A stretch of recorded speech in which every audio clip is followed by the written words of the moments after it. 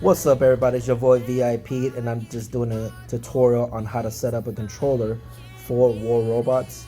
I did take the time to do this on my own. I'm not getting paid on any of these companies that I'm advertising now or responsible for any of them. So please, if you do have a Cash App to me to $Pete713, and that's spelled PEET 713, which will be on the description below. Please be kind to send anything you guys can. Again, I'm not making any money out of any of these companies. The requirements that you do need two devices. So I'm using one Samsung Galaxy S20 to a Note 8. You can do LG to LG. I'm not too sure if you can do it on tablets. I know a lot of you guys are on tablets, but I think it's the same format, same software, so it should work. And it is a very long video, so get comfortable. And if you guys have any type of questions, please make sure you put them on the comments below. I will try to reply and answer as fast as possible. It is a very long setup, but once you guys get it down, it'll be so much more fun to play War Robots. Let's get started. Okay, so some of you guys were asking me what developer options is, and it's a hidden option in your menu. So when you go to the settings, it should be at the very bottom of your phone, which some of you guys don't have it. So what I'm gonna do is I'm gonna go ahead and turn it off and show you how your phone, everybody's phone, should look like. And this is only for Samsung's or Android. Let me rephrase that, Android. On some of these other third market Android phones, it's different. So LG, Samsung are the same manufacturer, so they usually just this has the same exact menu. Sony Xperia, I believe, is also the same, even though they're Japanese, but they go pretty much the same. Motorola, so and so on. Anything here in the States is pretty much the same setup. So to open up this, you do have to go to About Phone, Software Information, and then you're gonna find Build Number. Build number is what's going to give you this option. You're going to tap it. See how it's telling me how many more steps. Boom. Now it's turned on. We're going to go right back. One more time. Developer options. Now, why is this so important? This is going to enable the options for you to play the game and connect, synchronize, which what I ended up using is a USB, two-sided USB cord. When I bought my my Samsung S20 Plus, for some reason they only come like this now, which is a good thing now because it saved me the trouble of me finding a converter.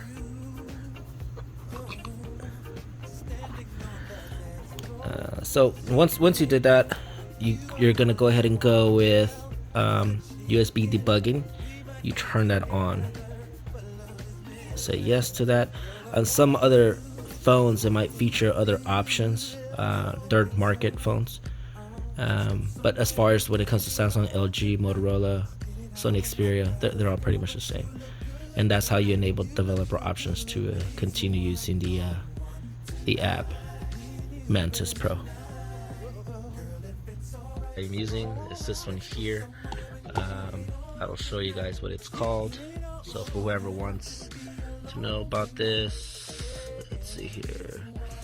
It's called that right there, ZMX6, and I also am using Jabra Move. I love these. I'm not in any way, shape, or form promoting these. That's just what I use. Okay. So let's get started. Once you do have this green, like so, it is always recommended to restart your phone, especially when you're using these kind of apps. Don't ever restart it, power it off. And I know it's a nightmare, but just like watching ads in War Robots, sometimes it'll like 30 seconds just to watch one ad. If you want to watch 10 of them, you're already way over a minute. Sometimes 5 minutes, sometimes even 15 minutes, depending on what you're watching. So that's completely off. So my voice probably changed because my Bluetooth headset it's connected to that phone directly. So now I'm gonna turn it back on.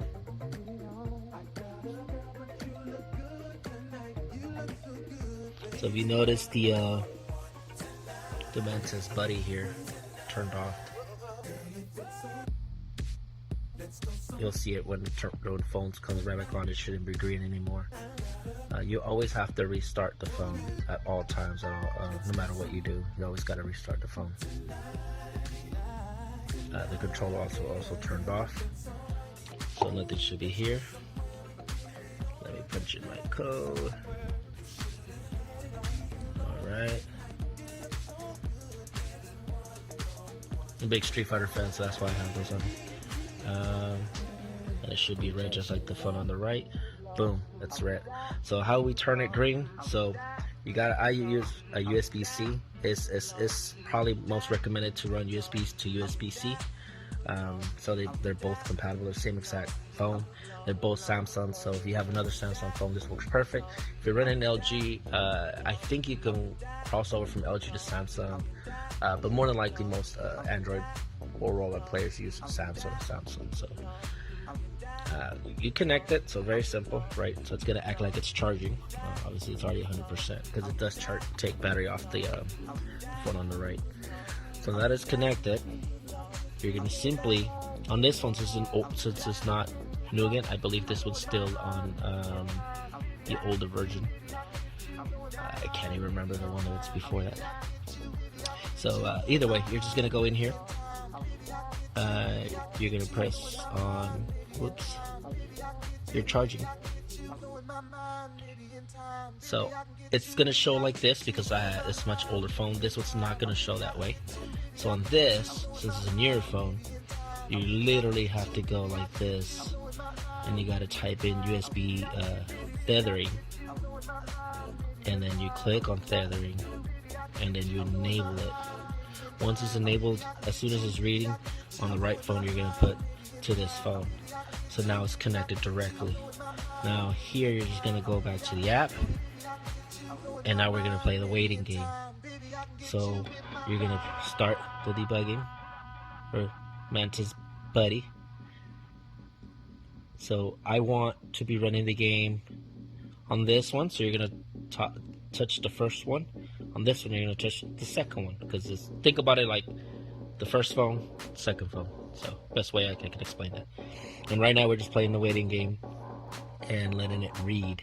Now usually it works instantly, but it is technology, so it'll go back and forward. So basically what I'm doing is I'm rooting the phone without actual rooting it. So it doesn't void your Samsung warranty. It doesn't affect your phone. You're not gonna get like spam or a virus or any source of harm to your phone or anything you gotta worry about. See how it says now you gotta reconnect? So all you gotta do is unplug it, replug it. Let's do it on the other end too. And now it's connected. I start connecting. Boom. And all we do is go back out of the app, launch Mantis Pro here, and now it's.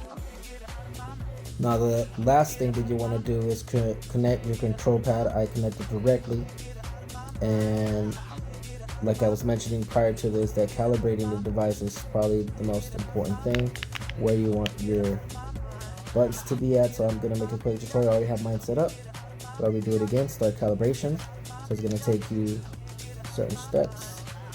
You got to push it more than once. You just mimic these steps. It's so simple, very easy.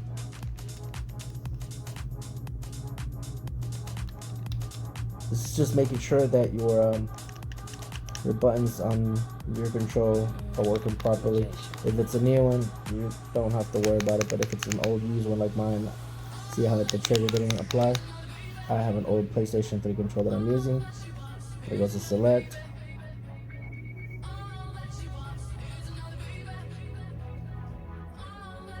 Start. And then home, I'm going to put it in the same button as the start. And this is the, I think it's called the X or Y. I don't even know what that's called. You guys can leave comments below and tell me what this one called.